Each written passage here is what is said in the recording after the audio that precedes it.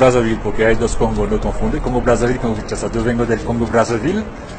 Hace un poquito más de un año que estoy aquí en Colombia, con mi hija, mi familia, porque mi esposa es colombiana, entonces mi hija es mitad, y trabajo aquí, y yo soy fotógrafo, camarógrafo, productor, editor, y mi trabajo aquí en este momento esta noche es por el festival, aquí en Casaquilele, es la exposición de foto que tenga, que viene del Congo, de los sappers, los dandy africanos, los dandy congoleses.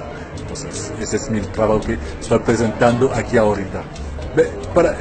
Por ese trabajo lo que quiero es mostrar lo que se está pasando, lo que se pasa en África, en particular en Congo, que la gente aquí, los afrocolombianos, se puede identificar con lo que su hermano, lo que la gente de los africanos que están ahí, porque para mí hay similitud.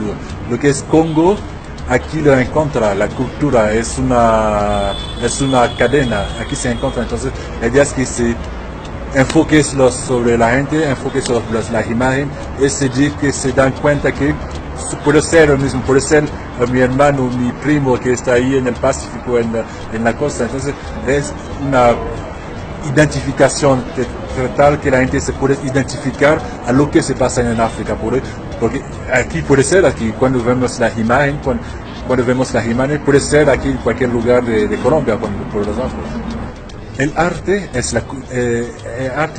hace parte de la cultura, y la cultura es político.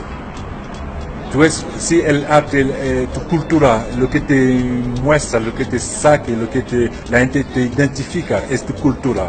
Si tienes una cultura muy fuerte, tenemos todos una cultura muy fuerte, pero identificarnos a nuestra cultura es mostrar a la gente que somos, quién somos, dónde venimos, dónde salimos, dónde queremos ir. Entonces nuestra cultura es parte de nuestra identidad como ser humanos, identidad como persona propia. Entonces mostrar esta cultura es decir a la gente, a la persona que está frente de mí, decir que tengo una cultura, soy alguien, entonces te muestro lo que soy.